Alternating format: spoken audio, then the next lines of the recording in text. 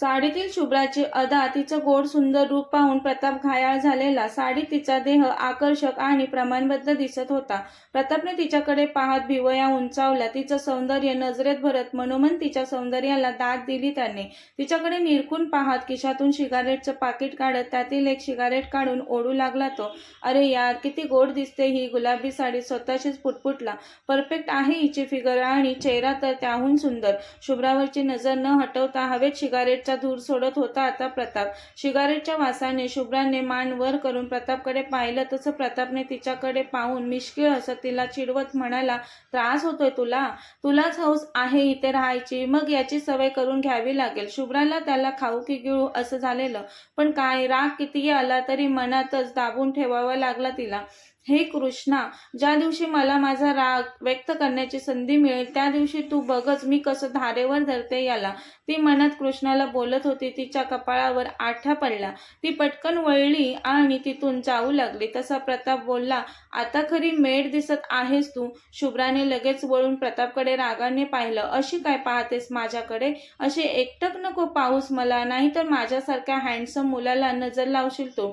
काही काय बोलतोस, मूर्ख आहेस का? रागवली ती त्याच्यावर. माझ्यासारखा हँडसम मुलगा पहिल्यांदाच पाहत असशील ना, तो तुझा धीरज माझ्या एवढा हँडसम नाही. त्यात बायको पोरं आहेत त्याला, म्हातारा होत चाललाय तो, त्यामुळे माझ्या प्रेमात पडशील. सावर स्वतःला. जास्त उडू नकोस. मुळात हँडसम नाहीच आहेस तू. ब्रँडेड कपडे, ब्रँडेड घड्याळ, ब्रँडेड शूज घालून स्वतःला हँडसम दाखवण्याचा तुझा प्रयत्न आहे, ती त्याच्यावरून नजर फिरवत म्हणाली. पण माझं तसं नाही. तुझ्यासारख्या ब्रँडेड कपड्यांची, ब्रँडेड शूजची आणि ब्रँडेड घड्याळाची, इवन ब्रँडेड असणाऱ्या कोणत्याच वस्तूंची गरज नाही मला. ही सिंपल साडी नेसूनही मी सुंदर दिसते, माहीत आहे मला, बोलून शुभ्रा जाऊ लागली. तुझी कुवत नाही ना ब्रँडेड कपडे घालण्याची, त्यामुळे स्वतःची लायकी ओळखून त्यात समाधान मानतेस तू. प्रताप लगेच मागून तिच्या जवळ येऊन तिचा हात पकडून म्हणाला. तशी शुभ्रा गरकन त्याच्याकडे वळली. तिचा हात त्याच्या हातातून झटक्याने काढून घेतला. त्याच्याकडे रागाने पाहत म्हणाली, दूर राहायचं माझ्यापासून. मीही तेच सांगायला आलोय तुला. दूर राहायचं माझ्यापासून, माझ्या फॅमिलीपासून. कालच्यासारखं पुन्हा माझ्या मॉमला काही बोललीस तर ते मी खपवून घेणार नाही, तो तिच्या नजरेत नजर रोखत म्हणाला. तीही त्याच्या नजरेला नजर भिडवत म्हणाली, मला सांगण्यापेक्षा हे तू तुझ्या माणसांना सांग ना. मला काही बोलायचं नाही म्हणून ते बरं राहील. मुली, शांत बसायचं. जास्त चुरू जीभ चालू लागली काय तुझी? काल सॉरी म्हणत होतीस, विसरलीस काय? तो दातावर दात दाबून म्हणाला. तशी शुभ्रा नजर झुकवते. आई वडिलांची आठवण होते तिला आणि ती घाबरते. ती पटकन रूममध्ये जाते. प्रताप तिच्या मागे येऊन तिच्या खांद्यांना पकडून, मुली, आता बोल ना, बोल, तिला भिंतीवर दाबतो आणि तिच्या नजरेत पाहू लागतो. प्रतापच्या या कृतीमुळे शुभ्रा घाबरते. तो त्याचा चेहरा अगदी तिच्या चेहऱ्याजवळ आणतो. प्लीज सोड मला, बोलते ती. माझ्यावर आवाज चढवायचा नाही. मी अजिबात खपवून घेणार नाही. तू माझ्या घरात आहेस, विसरलीस का?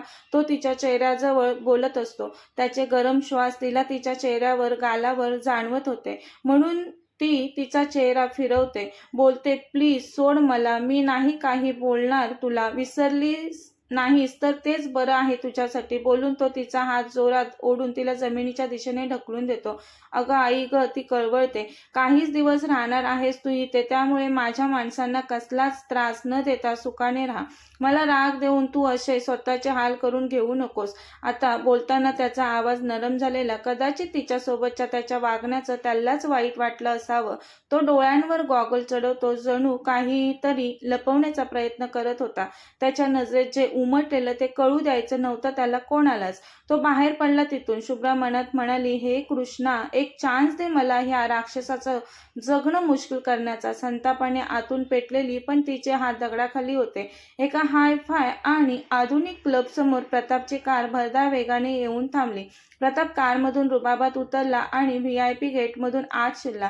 क्लबमध्ये जगाचा विसर पडलेल्या नशेत धुंद होऊन नाचणाऱ्या तरुणी होत्या. काही जण कोपऱ्यात पार्टनरसोबत रोमांस करण्यात धुंद होते. ते न पाहता झपाझप पावलं टाकत प्रताप एका VIP रूममध्ये आला. प्रताप आत येताच, हाय प्रताप, किती उशीर, केव्हापासून वाट पाहते तुझी मी, एक तरुणी त्याच्या अगदी जवळ येऊन त्याच्या छातीवर बोटाने नक्षीकाम करत म्हणाली. प्रताप काही न बोलता थोडा वेळ शांत उभा होता. तशी ती त्याच्या छातीवर तिचे ओठ टेकवून चुंबन घेणार त्याच वेळी त्याने तिचे केस पकडून तिचा चेहरा वर केला. प्रताप बेबी काय करतोस? ती कळवळली. तरीही कसंनुसं हसत, बेबी तुझा मूड ठीक नाहीये का आज? ती म्हणाली त्याला. नाही तसं काही नाही, गिव्ह मी ड्रिंक. तो म्हणाला. ओके प्रताप बोलत तिने त्याच्या ओठांवर ओठ टेकवण्याचा प्रयत्न केला, पण प्रताप लगेच तिच्यापासून बाजूला झाला. टीना तुला माहित आहे मला किस आवडत नाही. चेहऱ्यावर स्माईल कायम ठेवत टीना म्हणाली. ओके बेबी, पण मनातून खट्टू झाली ती. हा प्रताप मला कधीच किस करत का नाही? याला ड्रिंक सर्व्हिंगसाठी मीच हवी असते. कामापेक्षा जास्त मोबदलाही देतो हा मला. मग एक किस का करत नाहीस प्रताप तू मला? मला तू खूप आवडतोस प्रताप. तू सगळं करतो जे नवरा बायको करतात ते माझ्यासोबत, पण तू एक किस करत नाहीस मला. ती विचारांच्या गर्तेत हरवलेली असताना प्रताप आवाज देतो. टीना किती उशीर? परत जाऊ का मी? नाही प्रताप, आलेच मी बोलत टीना घाईघाई ड्रिंकचा ग्लास प्रतापजवळ घेऊन येते. ती प्रतापला तो ग्लास देणार त्या अगोदरच दरवाजातून आवाज येतो. टीना जान, लव यू जान, मी वेट करत आहे तुझा केव्हापासून, आणि तू इथे आहेस. प्रताप रागाने उभा राहून दरवाजाकडे पाहतो. तुझी हिंमत कशी झाली इथे येण्याची? समोरचा माणूस प्रतापला चिडवण्यासाठी त्याच्याकडे पाहून मिश्किल हसत होता. धीरज अग्रवाल, तू माझ्या रूम बाहेर काय करतोस? प्रताप मोठ्याने ओरडलास. धीरज हसत आत येत प्रतापला काही भाव न दिल्यासारखं दाखवत टीनाच्या कमरेत हात घालून टीनाला स्वतःजवळ ओढत म्हणतो. टीना डार्लिंग, किती वेळ मी वेट करतोय तुझा बोलत असतो. तिच्या कपाळावरती ओठ टेकवतो ते पाहून प्रताप रागाने लालबुंद झाला. टीना तू याला कधीपासून सर्व्हिस द्यायला लागलीस? टीनाकडे पाहत मोठ्याने बोलतो प्रताप. त्याच्या हाताच्या मुठी रागाने घट्ट आवळल्या जातात. रागवलेल्या प्रतापला धीरज म्हणतो. चिल यार, वेट्रेस आहे ही, लग्नाची बायको नाही तुझी. धीरजने बायको म्हणताच प्रतापच्या डोळ्यांसमोर शुभ्राचा सुंदर चेहरा आला. प्रतापला विचारात हरवलेलं पाहून धीरज कुस्तिकपणे म्हणाला. या वेट्रेसच्या प्रेमात पडलास की काय तू? लग्न करायचा इरादा आहे वाटतं तुझा या वेट्रेस सोबत? नाही म्हणजे तिला हात लावल्यावर होणारी बायको असल्यासारखा चिडलास म्हणून म्हटलं. टीनाने आशेने प्रतापकडे पाहिलं. तो तिच्याकडे त्या नजरेने कधी पाहत नसला तरी ती प्रेम करत होती त्याच्यावर. धीरजच्या बोलण्याने प्रताप शांत झाला. त्याचा चेहरा त्याने निर्विकार ठेवला आणि तो पुन्हा खाली बसला. धीरज गालात हसत टीनाला त्याच्या मांडीवर ढकलतो. घे तुझी वेट्रेस, एन्जॉय कर. तसंही तुझं गोल्डन सिटी प्रोजेक्ट 3 महिन्यांपासून रखडलंय कळलंय मला, त्यामुळे टेन्शनमध्ये असशील ना तू? प्रताप रागाने धीरजकडे पाहतो. धीरज चिडवत म्हणतो. प्रोजेक्ट अजून सुरू नाही झाला तुझा, पण मी खात्रीने सांगतो तो कधीच सुरू होणार नाही. प्रताप रागाने पाहत असतो धीरजकडे. धीरज प्रतापला उचकावण्यासाठी स्ट्रेस खूप भयानक असतो. जास्त स्ट्रेस घेतला की माणूस डिप्रेशनमध्ये जातो. ही वेट्रेस नाही जाऊ देणार तुला डिप्रेशनमध्ये, ही घालवेल तुझा स्ट्रेस. म्हणून आलास नाही ते हलका व्हायला? तुझ्या लाडक्या वेट्रेस सोबत एन्जॉय कर, तुला हवा तेवढा वेळ. टीना जान बाय, मी नाही आता वेट करणार तुझा, यालाच खुश कर तू, बोलून धीरज तिथून निघून जातो. टीना प्रतापला बोलते. प्रताप, मी फक्त तुला सर्व्हिस देते. हा माणूस बोलला ते सर्व खोटं होतं. मला नाही माहीत हा कोण आहे आणि असं का बोलला. मला वाटतं तो मला तुझ्यापासून दूर करू पाहतोय. मी तुझ्याशिवाय इतर कोणालाच कधी सर्व्हिस नाही दिली. मी तुझी पर्सनल वेट्रेस आहे प्रताप, मी तुझ्यावरच खूप. टीना पुढे बोलणार तर त्या आधीच प्रताप तिथून निघून जातो. यावेळी त्याच्या मनात नसतानाही शुभ्राचे विचार डोक्यात येत होते. त्यामुळे तो स्वतःवर चिडला आणि क्लबमधून बाहेर पडला. टीना काय बोलली ते प्रतापने नीट ऐकलंच नव्हतं. शुभ्रा तिच्या बाबांना कॉल करते. समोरून बाबा हॅलो बोलतात. शुभ्रा बोलते. बाबा कसे आहात बाबा तुम्ही? ती विचारते. शुभ्रा, बाळा कशी आहेस बेटा तू? त्यांनी तुला काही केलं तर नाही ना? खूप जास्त त्रास दिला का त्यांनी? सॉरी बेटा, मी काहीच नाही करू शकलो तुझ्यासाठी.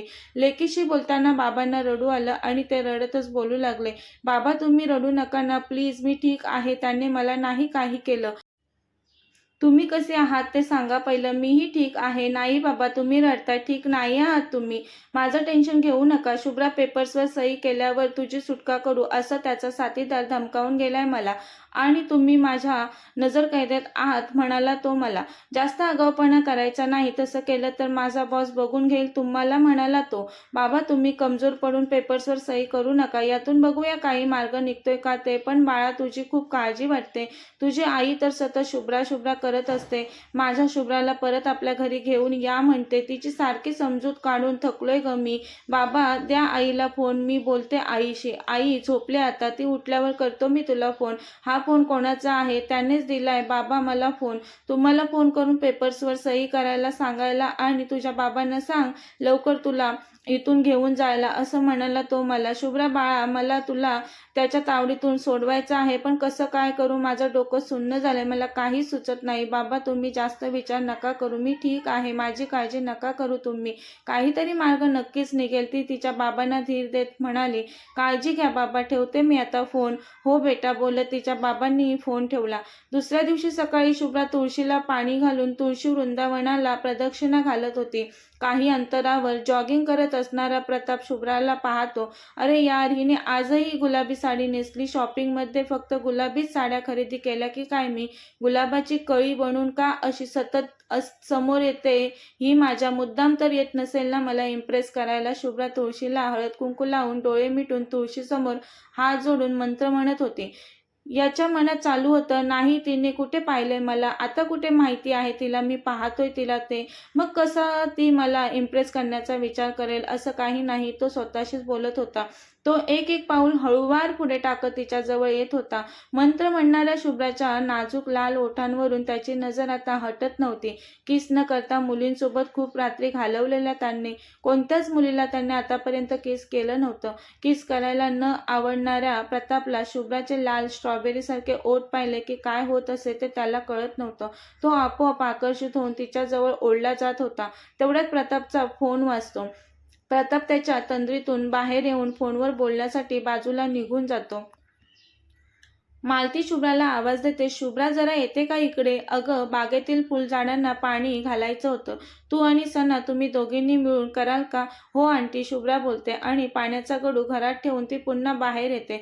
ए शुभ्रा, आपण दोघी मिळून झाडांना पाणी घालू, सना बोलते. दोघीजणी 2 पाईप हातात घेऊन फुलझाडांना पाणी घालू लागतात. प्रतापचं कॉलवरचं बोलणं आटोपल्यावर तो त्या दोघींना पाहतो झाडांना पाणी घालताना आणि त्याच्या डोक्यात सैतानी कल्पना येते. माळी काकांना खुणावून तो पाण्याचा 3रा पाईप त्याला घेतो आणि माळी काकांना तिथून जायला सांगतो. आता त्या दोघी दूरवर 2 दिशेला उभ्या आहेत ते पाहून प्रताप मुद्दाम शुभ्राच्या अंगावर मागून पाण्याचा फवारा उडवतो. शुभ्रा चिडून, सना काय करते तू? तू भिजवलं मला ओरडते. अगं शुभ्रा काही काय बोलते? मी नाही भिजवलं तुला. अंगावरचं पाणी झटकत शुभ्रा इकडे तिकडे पाहते पण तिला कोणीच नाही दिसत. प्रताप गालात हसत शुभ्राची मजा घेत असतो. खूप घमंड आहे ना तुला? स्वतःशीच बोलत तो आता जास्त पाणी शुभ्राच्या अंगावर उडवतो. सना खोटं कशाला बोलते? बघ मी पूर्ण ओली चिंब झाले. का उडवते माझ्या अंगावर पाणी? अगं नाही ग, काही काय बोलते? बोलत सना शुभ्राजवळ येते. तू नाही मग कोणी उडवलं माझ्या अंगावर पाणी? माझी मी स्वतःच भिजले का? शुभ्रा बोलत असते. तेवढ्यात शुभ्राच्या मागे उभ्या असलेल्या प्रतापने सनाला तिथून जाण्याचा इशारा केला. सना आईला भाई तू केलं सगळं मनात म्हणाली आणि गालातल्या गालात हसू लागले. सना तुला माझ्यावर हसायला येतंय? साडी ओली झाली माझी, काहीतरी मदत कर मला.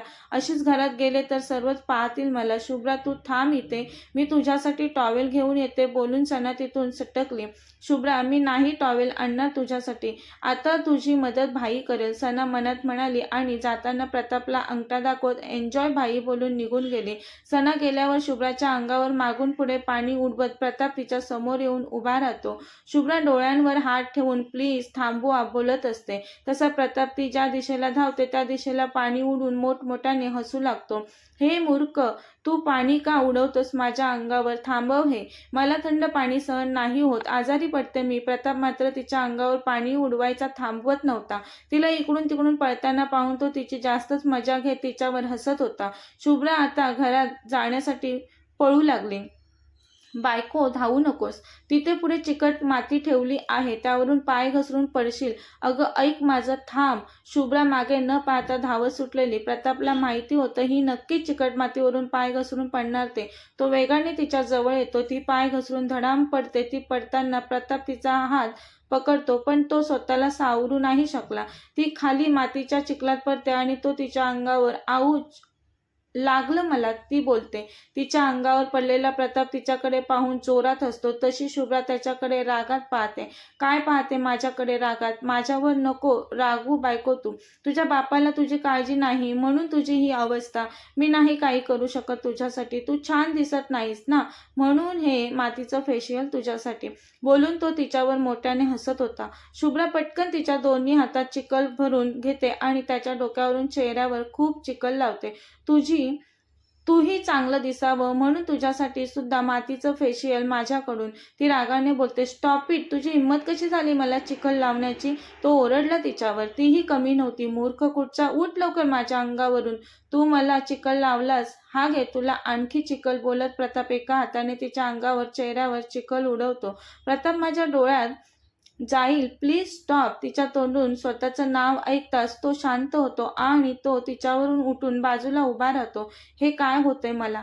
हिच्या डोळ्यात पाहिल्यावर, हिने माझं नाव घेतल्यावर माझा राग शांत होतो. काय चाललंय हे?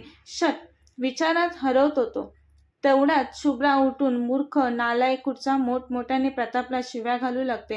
ए चिमणे, जास्त चिवचिव करू नकोस. शिव्या द्यायच्या नाहीत मला. मी शांत आहे तोवर ठीक आहे. मला राग आला तर मी काय करेल याचं प्रात्यक्षिक पाहिलेलं आहेसच तू. तुझ्याकडून त्याशिवाय दुसरी काय अपेक्षा करणार? माणसांना लुबाडणारा गुंड मवाळी आहेस तू. अजूनही सांगतोय, तोंड सांभाळून बोल बायको माझ्याशी.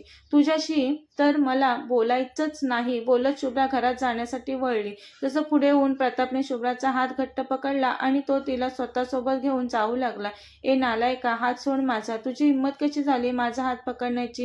ही हिंमत याआधी केले मी, त्यामुळे आता नाही काही वाटत मला. प्रताप म्हणाला तिला. सोड मला. तो तिला सोडत नव्हता म्हणून ती चिडून म्हणते, सोड मूर्ख मला. बेशरम आहेस का तू? लाज नाही वाटत का तुला एका मुलीचा हात पकडायला? तिच्या बोलण्याकडे दुर्लक्ष करत प्रताप म्हणाला, शांत उभी राहा इथे. मला नाही उभं राहायचं इथे. बोलून ती जाऊ लागते. माझ्या पांढऱ्या शुभ्र घरात तू अशी चिखलाने माखलेली जाणार आहेस का? माझं घर खराब होईल. बोलून तो तिच्या अंगावर पाईपने पाणी उडवू लागतो. चिखल धू मग घरात जा, बोलतो तो. तशी ती थांबून तिच्या अंगावरचा चिखल काढू लागते. बस बस झालं, बोलते ती. आता तिच्या चेहऱ्यावरून हात फिरवून चेहऱ्यावरील पाणी बाजूला करत प्रतापकडे पाहते तर प्रताप तिच्याकडे भान हरपून पाहत असतो. सकाळच्या कोवळ्या सूर्यकिरणांमध्ये तिची गोरी काया आणखीनच तेजस्वी दिसत होती. तिच्या अंगावर ठिकठिकाणी जमलेले पाण्याचे थेंब सूर्याच्या सोनेरी किरणांमध्ये चमकत होते. तिच्या प्रमाणबद्ध देहाला साडी ओली झाल्यामुळे चिकटलेली. साडीतील तिचा सडपातळ बांधा पाहून त्याची तिच्यावरची नजर हटत नव्हती. असा काय पाहतोस माझ्याकडे? मुली कधी पाहिल्या नाहीस का? शुभ्रा साडीचा पदर स्वतःभोवती गुंडाळत म्हणाली. तसा तो भानावर आला. तुला काय, तू स्वर्गातील अप्सरा आहे असं वाटतं का? आरशात पाहिलंस का स्वतःला? तो तिला चिडवतो. मला नाही वाटत गरज आरशात पाहण्याची, मूर्ख. माहिती आहे मी कशी दिसते ते मला. तुझ्या सर्टिफिकेटची गरज नाही. जास्त बोलण्यापेक्षा मला मदत कर आता. मी अशी जाऊ का आत घरात? तू माझ्यासाठी टॉवेल घेऊन ये. मी तुझ्यासाठी टॉवेल? नोकर समजलीस काय मला तू? माहिती आहे मोठा पैशावाला आहेस ते, पण एकदा मदत केलीस तर काय बिघडणार आहे का? का तुझी संपत्ती कमी होणार आहे? मगाशी बरी चाललेलीस घोड्याची रेस लावल्यासारखी. मग आता काय झालं तुला? आता सगळे ब्रेकफास्टसाठी डायनिंग टेबलवर असतील. मगाशी मी गेली असती तर त्यावेळेस मालती काकी सोडलं तर कोणी खाली नसतं. तेव्हा मला फक्त मालती काकीने पाहिलं असतं. पण आता मोहन काका, आबा, दामिनी मॅडम, सणा सगळेच असतील. प्लीज, मला खूप अवघडल्यासारखं वाटतंय असं घरात जायला. तुला नसेल आणायचं टॉवेल तर दुसऱ्या कोणाला तरी मदत करायला सांग माझी. तो स्वतःला पाण्याखाली धूत तिच्याकडे पाहत, मलाही नाही आवडणार तुला असं कोणी पाहिलेलं, हळूच म्हणाला. तिला आवाज जाणार नाही असं, पण त्याच्या ओठांच्या होणाऱ्या हालचालींवरून शुभ्रा त्याला विचारते, काही बोललास का तू? तुझे कान खूप तीक्ष्ण आहेत. बोलत तो तिच्याजवळ येतो. चल माझ्यासोबत. नाही, मी अशी नाही येणार, ती बोलते. सर्वांसमोरून नाही नेणार मी तुला. घराच्या मागच्या दरवाजाने सोडतो मी तुला तुझ्या रूममध्ये. तशी शुभ्रा चालू लागते. चालता चालता वाटेत मध्येच पडलेल्या पाईपमध्ये शुभ्रा पाय अडकून पडणारच असते तर प्रताप तिच्या कमरेत हात घालून तिला पकडतो. शुभ्राने भीतीने गच्च डोळे मिटलेले असतात. आता तिला वाटलं ती पुन्हा चिखलात पडणार आणि तोही तिच्या नजरेत हरवतो. दोघेजण एकमेकांच्या नजरेत बराच वेळ हरवतात. गॅलरीत येऊन उभी राहिलेली प्रतापच्या गजूमामाची लेक अवनी त्या दोघांना एकमेकांजवळ पाहते आणि रागाने गॅलरीतील ग्रिल दोन्ही हातात पकडते. त्यांच्याकडे पाहून तिचे श्वास वाढतात.